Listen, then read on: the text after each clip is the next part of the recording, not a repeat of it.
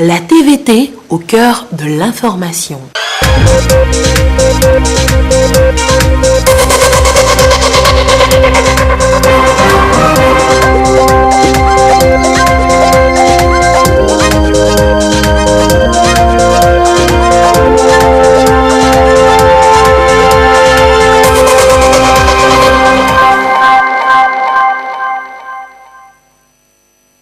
Voici d'abord les titres de cette édition. La Chambre du commerce et d'industrie du Togo à la recherche des 100 entreprises industrielles à incuber.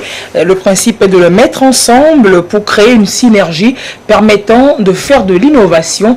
Une délégation de la CCIT parcourt les 5 régions du pays pour parler aux acteurs économiques les étapes des régions maritimes et plateaux dans ce journal. Et puis les élèves en classe d'examen, vous le savez, depuis près de 7 semaines ont repris le chemin des cours. Alors que se profilent à l'horizon les premiers examens, le CEPD, c'est sur mardi prochain. Nous avons voulu connaître l'état d'esprit des encadreurs et des apprenants. Un reportage sur le sujet à suivre dans ce journal. Bonsoir madame, bonsoir monsieur.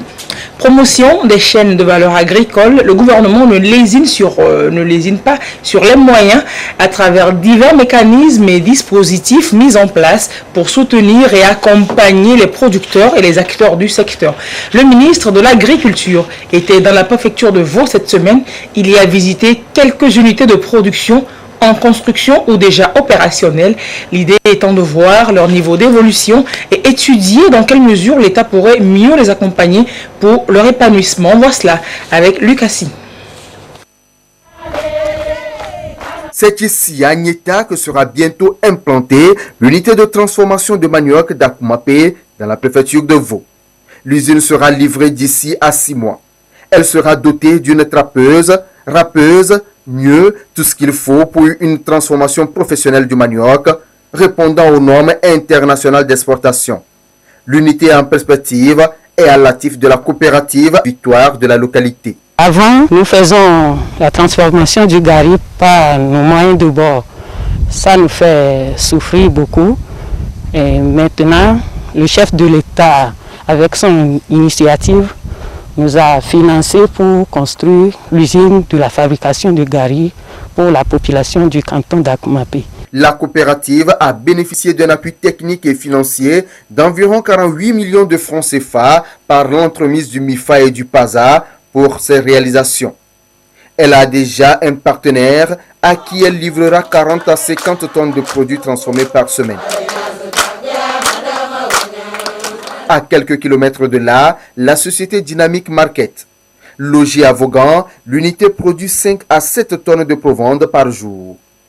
C'est la première provanderie du Togo en termes de quantité produite. On fait souvent les aliments pour les volailles, les porcs, les moutons, les canards, les pintades. D'une manière générale, la production animale, c'est ici.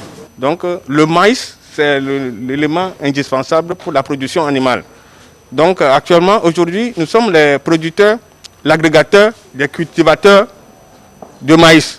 Donc si on achète les maïs pour les producteurs, donc c'est ici que ça se termine dans les aliments des volailles. Le ministre en charge du secteur s'est rendu sur ces 2 sites pour constater respectivement l'évolution des travaux et encourager les producteurs puis s'assurer du bon fonctionnement de la provanderie ainsi que sa capacité à être un agrégateur de confiance pour les petits producteurs de Vaughan dans le cadre du programme Yolim. Nous sommes allés visiter l'agrégateur pour voir quelle est sa capacité et comment faire en sorte qu'on augmente sa capacité et son potentiel pour mieux valoriser la filière sur laquelle elle est positionnée en tant qu'agrégateur.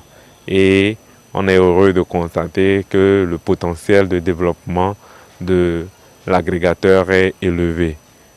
Nous avons profité de la sortie pour aller visiter quelques installations telles que le centre de recherche sur la filière porcine qui est à Glidji et évaluer quel est le potentiel de cette station-là afin de transformer cette filière qui a été laissée un peu en veilleuse et lui donner un souffle. Vous savez que le Togo est victime depuis quelques années de la peste porcine africaine et donc il est question de revitaliser la station de Gridji pour développer les noyaux de géniteurs qui pourront permettre aux éleveurs de porcs de s'approvisionner en matériel génétique performant pour redémarrer leurs élevages pour ceux qui ont perdu des troupeaux dans le cadre de cette personne-là qui sévit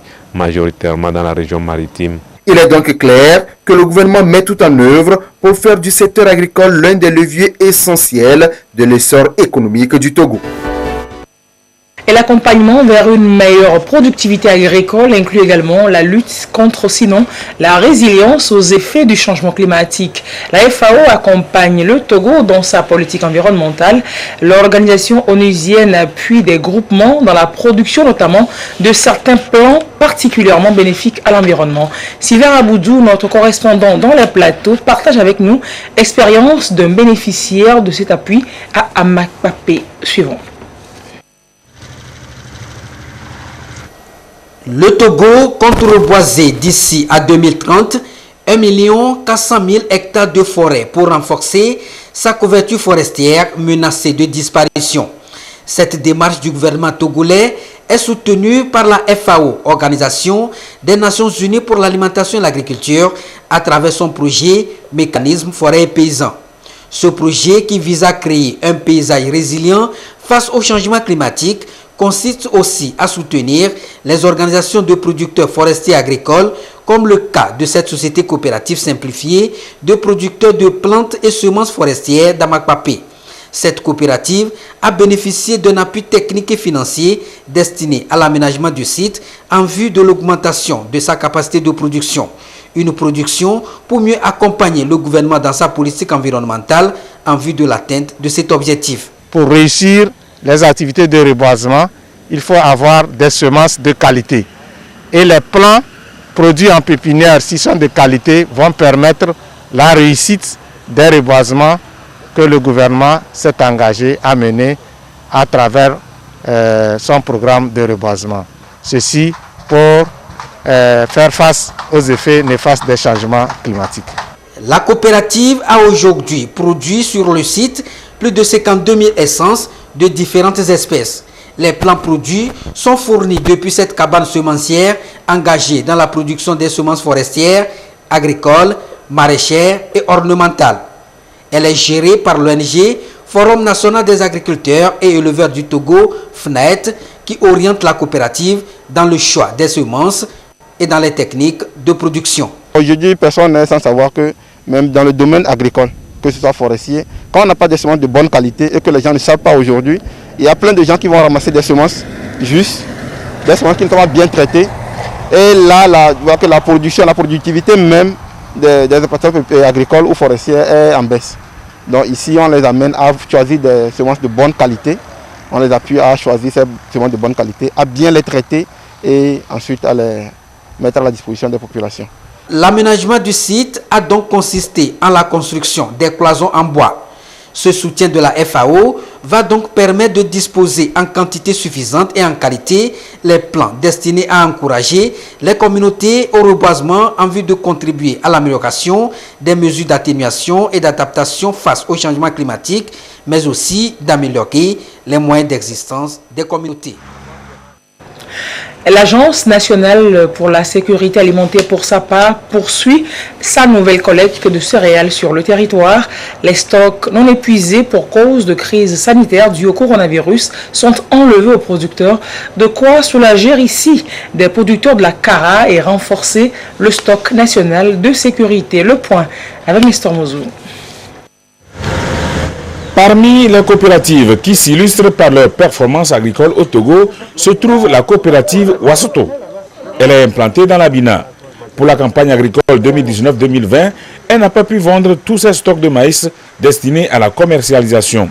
Heureusement pour elle, l'Agence nationale de la sécurité alimentaire du Togo procède à une deuxième opération d'achat. Opération qui lui a permis de livrer 70 tonnes de maïs et d'empocher 11 200 000 francs CFA. C'est la deuxième phase.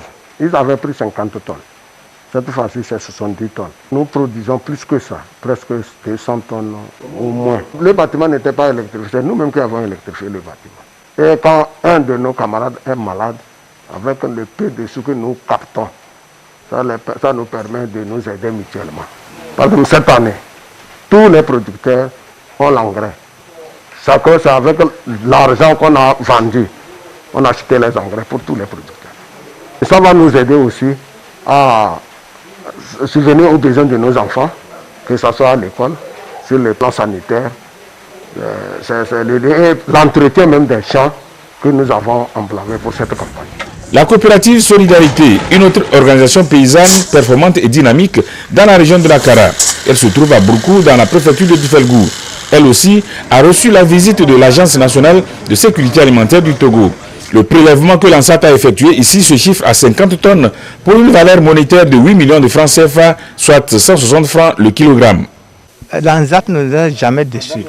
Mais cette année particulièrement, comme l'ANSAT n'a pas passé vite, il y a, je peux dire, des bonnes femmes qui ont passé, ils nous ont bradé notre marchandise, le maïs. Le sac là, si on veut mettre sur la balance, on est à 130, 135, 140, voire 145. Il y a des bonnes femmes qui disent que les sacs rayés là, ça ne fait même pas 37 bols. Donc bon, avec le début de campagne, déjà été obligé de vendre, puisqu'il faut labourer, acheter les intrants, c'est-à-dire les engrais particulièrement. Avec l'ANSAT, il y a un très grand avantage.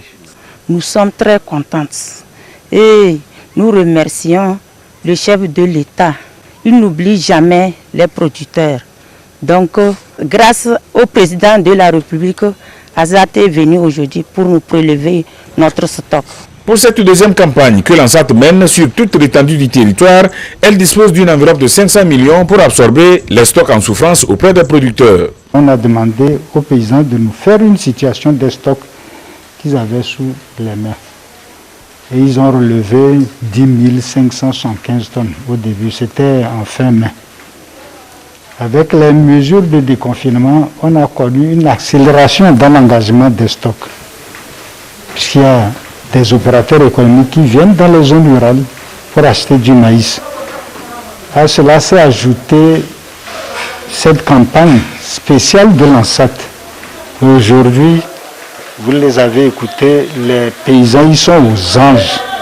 Ils ont été très sensibles de ce soutien que le chef de l'État leur a apporté en ce moment difficile. Sur le terrain, au lieu des prévisions qui étaient faites pour l'achat de 255 tonnes, on a constaté qu'il y avait 20 tonnes supplémentaires à la traîne. Donc de 255 tonnes, on a fait une hausse de 20 tonnes, ce qui fait 275 tonnes que finalement l'ANSAT a acheté dans la région de la Kara pour une valeur de 44 millions de francs CFA. L'ANSAT a saisi l'opportunité de ces opérations pour exhorter les producteurs à se concerter pour fixer un prix unique de vente à respecter par tous pour éviter de brader leurs produits. Elle leur a demandé de ne pas se limiter seulement au maïs, mais aussi de faire la culture du soja, du sésame, du gingembre, qui sont entre autres des filières porteuses. L'ANSAT les a invités également à adopter des comportements citoyens en cette période de coronavirus. La Chambre du commerce et d'industrie du Togo est à la recherche de 100 entreprises industrielles à incuber, comme annoncé il y a 2 semaines. Le principe est de mettre ensemble de petites entreprises et industries pour créer une synergie permettant de faire de l'innovation. Une délégation de la CCIT porte le message aux acteurs de la vie économique de l'intérieur du pays, le passage dans les régions maritimes et des plateaux, dans ce reportage de Honoré Modjrou. Les échanges des responsables de la Chambre de commerce et d'industrie du Togo avec les opérateurs économiques s'inscrivent dans la vision du président de la République, celle de faire de ces acteurs le moteur de la croissance économique du Togo. Il s'agit donc pour la CCIT, à travers sa tournée dans les régions économiques du pays, d'amener les opérateurs économiques à s'approprier le projet de mise en place d'un incubateur d'entreprises industrielles. Une initiative de la CCIT qui entend, avec son partenaire l'AFICA, donner aux PME et PMI l'essentiel des pistes qui concourent à faciliter l'accès au nouveau marché d'exportation. Nous avons indiqué des conseils aux opérateurs économiques qui prétendent aller vers les projets industriels, de leur dire que l'incubateur industriel qui a été initié par la Fédération internationale des chambres d'Afrique, notre ministère de tutelle avec la Chambre de commerce, nous voulons vraiment fédérer l'ensemble des entreprises sur tout le territoire pour que nous soyons assez résilients en vue de participer efficacement au programme national de développement. Nous avons rencontré des opérateurs très attentifs qui voudraient saisir cette opportunité pour pouvoir donc se transformer. Les opérateurs économiques des régions maritimes et des plateaux saluent ce projet dont les objectifs promeuvent leur secteur d'activité. Nous disons un grand merci au chef de l'État d'avoir pensé à nous. C'est un grand soulagement pour tout ce que nous faisons. Parce qu'il y a certaines personnes qui travaillent plus de 10 ans, plus de 20 ans, plus de 30 ans. Mais on a constaté qu'il n'y a pas d'amélioration. Le matériel, la technique, le financement n'y est pas, le renforcement de capacité. C'est une grande innovation d'accompagner les opérateurs économiques à être plus performants et plus compétitifs. Et je voudrais qu'ils soient vraiment membres parmi ceux qui la Chambre de commerce va accompagner pour que mon entreprise soit performante. Rester grand et travailler à être grand pour surprendre dans les années à venir par la capacité à produire la richesse. Tel est l'appel lancé à l'endroit de l'assistance par le président de la Chambre de commerce et d'industrie qui exhorte en outre les opérateurs économiques à maintenir les activités en dépit de la crise sanitaire. Pour les préfets du Zio et de Logou, il est indispensable pour les opérateurs économiques de se mettre ensemble et soutenir la nouvelle dynamique voulue par le chef de l'État en faveur du secteur privé. Ils ont salué les efforts de l'équipe dirigeante de la CCIT qui œuvre pour faire des PME-PMI togolaises des entreprises championnes. C'est peu d'affirmer que la pandémie du Covid-19 a mis à terre les activités économiques et sociales. Mais il faut rebondir, reprendre les choses en main et faire avec le virus. C'est l'exhortation faite par l'ONG pour un monde meilleur à des groupements de femmes des plateaux. Précision, Sylvain Raboudjou. Mise en œuvre dans les zones bénéficiaires des plateaux, notamment Amou, Wawa, Akebou, Ani et Kwele, le projet Résilience économique et sociale des femmes entrepris par l'ONG pour un monde meilleur P2M a été initié pour contribuer aux efforts du gouvernement en matière de lutte contre la pandémie. Ce projet, appuyé par le PNUD, Programme des Nations Unies pour le développement, consiste à mettre en place des mesures d'atténuation en ce qui concerne par exemple l'appui aux communautés pour mieux faire face à la pandémie. À travers ce projet, des zones à haute fréquentation, notamment les marchés, ont été sillonnées par les promoteurs, histoire de sensibiliser les communautés au respect des mesures barrières et au changement de comportement face à ce nouveau mode de vie. Outre ces actions, bien d'autres. Cette pandémie qui aujourd'hui a fragilisé les activités socio-économiques a beaucoup touché le secteur informel, secteur dans lequel les femmes sont beaucoup plus représentées. L'ONG P2M apporte à nouveau dans le contexte du dit projet son expertise pour orienter et recadrer ces femmes. Ceci à travers cette rencontre d'échange destinée à renforcer leur résilience économique et sociale et la création des activités génératrices de revenus. Les femmes elles-mêmes, elles vont penser à comment s'organiser pour trouver les activités qui puissent les permettre de pouvoir s'autosuffire. L'objectif de ce programme est d'accompagner les femmes à identifier des activités génératrices de revenus. C'est aussi d'accompagner progressivement ces groupements féminins à être plus autonomes en ayant leur propre caisse de résilience au choc. Ces femmes sont issues de différents groupements féminins des plateaux. L'ONG P2M a voulu donc les amener à réfléchir sur comment sécuriser la gestion de leurs revenus et surtout réfléchir sur les actions visant à améliorer leur environnement économique. Nous avions pensé à réunir les femmes des différents groupements au niveau de ces préfectures-là pour réfléchir ensemble sur les dispositions à prendre concernant surtout l'implication des femmes dans la résilience de tout attaque. Bien d'autres femmes issues d'autres groupements ont déjà bénéficié d'une autre formation axée sur la fabrication de savons liquides pour améliorer leur quotidien. Une formation pratique destinée à renforcer leur résilience en ces périodes de crise sanitaire. Et les élèves en classe d'examen ont repris le chemin de l'école le 15 juin dernier, il vous souvient, après près de 3 mois d'interruption du fait de la maladie à coronavirus, 7 semaines déjà donc, qu'avec les encadreurs, ils bravent la menace pour sauver leur année scolaire. Alors que le certificat d'études du premier degré est en ligne de mire, il commence ce mardi, nous avons voulu connaître l'état d'esprit des uns et des autres. C'est un dossier de Eric Togossi, présenté par Yasmine Koudjia. Couronne et ses camarades ont repris les cours depuis plus d'1 mois déjà, après un long moment passé à la maison à cause de la pandémie du coronavirus. Beaucoup d'entre eux ont perdu le réflexe et pour le corps enseignant, inutile de les bousculer. Il faut adapter la pédagogie à la situation. Ça a été un peu difficile de reprendre parce qu'on est resté à la maison. On n'était pas en contact avec les cours, mais quand on a recommencé, les maîtres nous ont mis dans de bonnes conditions et on a bien repris. Moi, j'arrive à m'en sortir parce qu'à la maison, je travaillais un peu. Donc, quand on est revenu, les cours n'étaient pas trop difficiles. C'était seulement la révision qui nous faisait. J'arrive à suivre les cours seulement en mathématiques parce que c'est difficile de reprendre quand on est resté à la maison et qu'on n'était pas en contact avec le cours. En classe, on a Zizak. Quand on sort, on ne fait pas la récréation ensemble. Chaque classe a 10 minutes de récréation pour faire courir tout l'établissement. Dans la bavette, ça gêne un peu. Parfois, c'est comme si on avait des maux de tête, mais tu vas bien. Avant, quand on ne comprenait pas le cours, ils nous disaient d'aller au tableau.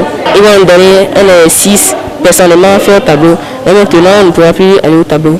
On fait ça même, le professeur ne peut plus rentrer dans les arrêts pour vérifier. Tu es obligé de te lever pour poser la question, il va te répondre à la question de là. Pour répondre, c'était un peu difficile, mais les professeurs ont été patients avec nous.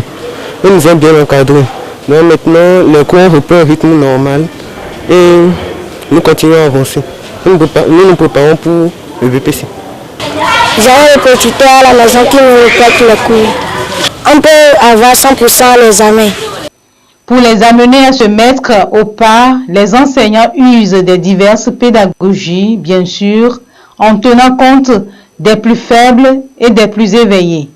Et progressivement, les élèves reprennent le rythme normal du travail. Tout au début, nous avons eu des problèmes avec nos élèves. Pour revenir, nous avons eu à prendre certaines règles avant de rentrer dans le rythme. Dès lors, les cours continuent normalement, ils sont motivés. Il y a beaucoup qui se sont mis au travail, mais certains sont toujours encore ils sont encore dormants, mais nous les réveillons. Durant les 3 mois qui sont restés à la maison, ils ont tout oublié. Donc il va falloir qu'on reprenne encore dès le commencement. 2 semaines après, on a fait une évaluation. Il n'y a que la moitié qui ont la moyenne. D'une école à une autre, les chefs d'établissement sensibilisent au quotidien les apprenants sur les mesures barrières. Le Covid-19 a amené élèves et corps enseignants à adopter d'autres méthodes pédagogiques. La reprise n'a pas été simple. Comme c'est les enfants, ils ont passé leur temps à s'amuser. Ils étaient étrangers. Il y a des questions même que tu leur posais, on dirait qu'ils n'ont jamais touché les cahiers. Mais petit à petit, ils ont repris. Dès qu'ils sont rentrés dans le bain, ça a commencé. Et le travail, ça a évolué normalement. On a que les classes de 3e pour aller à l'examen. Ils vont encore passer un mois à la maison avant d'aller à l'examen au début septembre. On est en train de réfléchir pour voir ce qu'il faut faire, ce qu'il ne faut pas faire pour les aider à garder le cap. La maladie circule toujours. Et il va sans dire que quand vous les voyez, vous comprenez qu'ils savent qu'il y a quelque chose qui se passe. Donc nous tous, nous prions pour que d'ici la reprise, que les choses puissent s'améliorer. Comme ça, je crois que tout le monde se mettra beaucoup plus à l'aise pour pouvoir travailler. Pour ces encadreurs, les apprenants doivent s'appliquer et gérer rationnellement le temps afin de boucler l'année académique en toute beauté et obtenir des résultats satisfaisants. Et on a entendu dans le sujet, le virus circule toujours et les chiffres du nouveau virus, du nouveau coronavirus au Togo, à ce jour, donc dimanche 2 août 2020, la situation de la pandémie se présente au Togo comme suit. Le nombre de cas confirmés est de 961. Nous avons 3 nouveaux cas depuis hier. Le nombre de personnes guéries est de 660, 13 nouveaux guéris depuis hier. Le nombre de cas actifs à ce jour est de 282. Le nombre de décès est aujourd'hui de 19. C'est un point à travers un communiqué signé par le ministre de la Santé et de l'Hygiène publique, professeur Moustapha Mijiawa. Et pour les élèves qui y composent, dès ce mardi, on en verra avec des lunettes, des verres médicaux. Ça donnerait des allures d'intellectuels, de chic, de classe, dans une certaine conscience collective. Et quand on sait que les lunettes ne sont pas que des accessoires, de simples accessoires de mode, l'on est des fois amené à se demander si tout ce qui en porte en mesure vraiment l'opportunité et la pertinence. Et la question a intéressé Meheza Nyama qui nous en propose un sujet présenté par Ekwe Salah. Le port des lunettes entre mode et nécessité. Pour certains, c'est un atout esthétique, un petit clin d'œil pour attirer les attentions. John est visiblement dans la tendance. Dans le côté esthétique, c'est vrai que j'aime bien porter les lunettes. D'accord, c'est pas pour plaire aux filles, mais bon, ça rend beau. C'est-à-dire que si j'enlève maintenant les lunettes, je serai une autre personne. Si je porte mes lunettes, je suis une autre personne. Pour d'autres encore, une nécessité pour protéger les yeux contre les effets du vent, poussière, saleté ou particules volantes. Mais quand l'on voit moins bien ou lorsque l'on ne peut plus identifier les objets de près ou de loin, qui faut-il consulter? Le vendeur des lunettes ou le médecin des yeux? Joséphine a son opticien. Elle n'y va pas par 4 chemins. Les verres du marché ne sont pas adaptés à ce problème que j'ai. Puisque je suis souffrante, ce n'est pas juste des verres pour juste la mode ou quoi que ce soit, mais ce sont des verres médicaux. Donc je ne peux que choisir un institut qui est adapté à mes maux. Aucun âge n'est apparemment épargné contre le port des verres. Dans cette lunetterie et maison de production des verres, enfants, jeunes et adultes viennent se faire consulter. Une personne est poussée à aller chez un ophtalmologiste ou chez un optométriste suite à certains symptômes.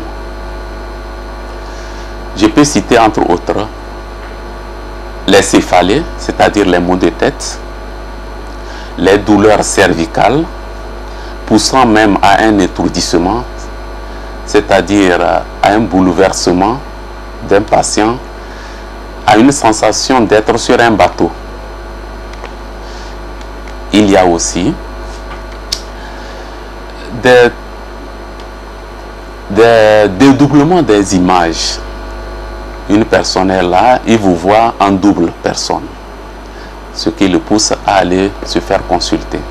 Il y a aussi des picotements des yeux. Vous voyez quelqu'un se gratte à chaque moment. Alors, cela le pousse à aller se faire consulter. Il y a aussi des brûlures des yeux. Il y a aussi certains qui confondent les couleurs. Tout ça, c'est des symptômes qui poussent une personne à aller se faire consulter. Ce qui peut le conduire au port des verres. Des lunettes de sécurité à des verres correcteurs, il en existe une infinité de gammes. Les choisir de façon aléatoire expose souvent à des risques. Ces verres ont des conséquences vraiment... C'est très grave de porter parce que d'abord on ne sait pas avec quelle matière on a fait ces verres. Et puis les prescriptions qui sont sur ces verres, nous n'avons pas testé ces prescriptions. Mais des fois après l'ophtalmologie, on se rend au marché, on voit les verres, on essaie, dit que oui ça va un peu, puis là on commence pas à porter. 2 jours après on va commencer par développer les céphalées, les yeux qui deviennent rouges, les maux de tête qui persistent. Donc ça détruit énormément même les nerfs optiques, c'est très dangereux. Des risques à porter des verres, si vous voyez un spécialiste, vous n'avez aucun risque. Mais quand vous achetez ces lunettes au bord de la route, partout, comme je viens de le dire, certains verres, on vous dit c'est verres solaires, mais c'est des verres qui portent des puissances. Là, vous pouvez avoir des problèmes. Qui protège ses yeux, ménage ses montures. Et les verres doivent être efficaces, sans forcément nous coûter les yeux de la tête. Guerre commerciale, affaires d'espionnage ou manœuvres électoralistes. La tension monte encore entre les États-Unis et la Chine, une tension qui se cristallise et qui cristallise les relations qui deviennent très très vives suite à une nouvelle affaire d'espionnage. L'administration Trump ferme la mission diplomatique chinoise à Houston au Texas, accusant Washington d'ingérence dans les affaires intérieures de la Chine. Pékin ferme aussi le consulat américain à Chengdu. Qu'est-ce qui sous-tend ce remue-ménage diplomatique? Augustin Kossi, décryptage. Plus rien ne semble aller entre les États-Unis et la Chine. Tout est parti de la mise en examen de 2 hackers chinois par le ministère américain de la Justice la semaine dernière. Ils seraient impliqués dans le piratage d'une centaine d'entreprises de haute technologie, d'institutions et d'administrations diverses sur plus de 10 ans dans 11 pays dont les États-Unis. Certains des organismes touchés par cette affaire de piratage sont engagés dans la lutte contre le Covid-19 et tentent de développer des vaccins. Le secrétaire d'État américain Mike Pompeo accuse la Chine de s'être engagée dans un espionnage massif de données secrètes. L'administration Trump ordonne la fermeture du consulat chinois à Houston, un pôle économique très important des États-Unis. Des entreprises sensibles comme la NASA y sont basées. Son plus grand complexe médical ne serait-il pas la cible? Les États-Unis accusent la mission diplomatique chinoise à Houston d'être une plate tournante d'espionnage et du vol de propriété intellectuelle. Décision qualifiée de scandaleuse et de provocation unilatérale par la Chine. En représailles, Pékin ferme le consulat américain de Chengdu, accusant Washington d'ingérence dans les affaires intérieures de la Chine. Mais Washington conserve son ambassade à Pékin et 5 autres consulats en Chine continentale, en plus de celui de Hong Kong. Ce nouvel épisode vient exacerber la tension déjà très vive entre les deux superpuissances. Une situation cristallisée par la guerre commerciale et les accusations mutuelles sur l'origine du Covid-19. Ni d'espions, soupçons de vol de propriété intellectuelle et de concurrence déloyale. À couteau tiré, les États-Unis et la Chine multiplient des invectives, des provocations et accusations depuis le début de la pandémie de Covid-19. Les sujets de contentieux s'accumulent au fil des jours. L'administration Trump appelle le monde à tenir tête à Pékin, à un moment où le pays de l'oncle Sam est appelé à trancher à propos du deuxième mandat de Donald Trump dans 3 mois. Pour la première fois, l'homme de l'Amérique d'abord évoque un possible report de l'élection présidentielle. Il met en avant les risques de fraude liés notamment au Covid-19. À quoi joue donc Donald Trump? Veut-il se servir de la crise sanitaire pour déjouer les sondages qui lui sont défavorables pour le moment? Reporter la présidentielle américaine jusqu'à ce que les gens puissent voter normalement en toute sécurité veut dire voter après le Covid-19, une pandémie à laquelle ni remèdes ni vaccins ne sont envisagés pour le moment. En tout cas, seul le Congrès américain a le pouvoir de décider du report de ce scrutin. Nous allons boucler ce journal et ce week-end célébrons la femme africaine sur les coups de pinceau de la jeune artiste togolaise qui signe Hello Todé. Elle fait dans le style portrait et abstrait. Ses œuvres reflètent le calme et la féminité. Et c'est Sandra Aziagbe, une autre femme, qui nous emmène faire un tour entre les courbes et les jeux de couleurs de l'artiste. Savourons ensemble. Le quotidien de l'Otodé se résume à ses œuvres d'art. Dans cet espace, la jeune peintre de 29 ans s'inspire au quotidien de la féminité qu'elle matérialise à travers ses tableaux. De l'abstrait au concret, les pinceaux de la jeune artiste n'éprouvent pas de difficulté pour concrétiser ses talents cachés. Des œuvres tout azimuts, chacune d'elles porteuse de messages. Là, j'ai représenté la femme togolaise parce que par rapport aux couleurs, il y a les couleurs du drapeau togolais là-dessus. Donc, la beauté togolaise, la féminité togolaise. Donc c'est un peu ce que j'ai représenté par ici. Et c'est dans le style abstrait. J'ai mis un jeu de bleu pour décorer l'ensemble du tableau pour que ça soit attrayant. Vous allez voir que mes tableaux, c'est pas trop compliqué, c'est assez light, c'est assez épuré. Ce tableau, je vous l'ai fait en 2-3 mouvements main. Si je veux m'inspirer et faire un tableau, ça va me prendre beaucoup plus de temps que ça. Plus d'une journée, plus de 2 jours, plus de 3 jours, plus d'une semaine. Il y a même des tableaux qui prennent jusqu'à 1 mois. C'est pourquoi souvent on dit l'art n'a pas de prix.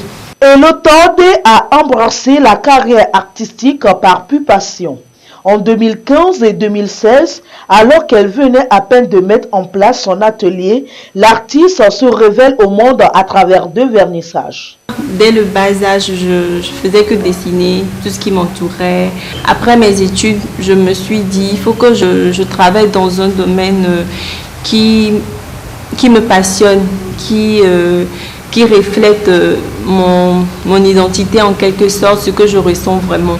Donc du coup, je me suis dit, je sais dessiner, donc pourquoi pas la peinture. J'ai terminé ma formation en 2014-2015 et en même temps, j'ai fait une exposition vernissage. Je suis inspirée par tout ce qui m'entoure au fait, mais en particulier la beauté féminine. J'aime envoyer un message quand je suis avec moi-même. Il y a des idées qui me viennent. Moi, je suis spécialisée dans le portrait et l'abstrait. Pour mes tableaux abstraits, je fais du collage. En abstrait, il faut beaucoup s'inspirer de tout et de rien. Jusqu'à ce que j'arrive à la fin du tableau, je sais quelle explication le tableau aura, je sais quel nom lui donner. La jeune artiste peut produire jusqu'à 3 œuvres par jour. Parfois, elle passe des nuits pour les achever. Le talent, elle en a, mais l'artiste se heurte à certaines difficultés. Il n'y a pas un magasin spécialisé pour les outils de peinture, donc il faut soit commander à l'extérieur ou... C'est pas tout le monde qui comprenne l'art au fait, donc il y a certains qui sont amateurs d'art, qui sont passionnés de l'art et qui s'intéressent vraiment et ça court pas les rues. Donc il faut aller vers les gens, j'en fais une communication autour. Aller sur les réseaux sociaux, partager ce que vous faites et tout. Cette activité, Elotode le fait en plein temps. Son ambition est de devenir une artiste de renommée internationale. Ressembler à Paul Haï, à Jimmy Hope ou encore à Picasso, c'est son rêve de tous les jours. Merci de suivre la télévision togolaise à Genève et partout ailleurs. Restez chez nous pour la suite de nos programmes. Passez une très belle soirée. Le rendez-vous de 22h30 sera assuré par Yata Aratem. Au revoir et à très bientôt.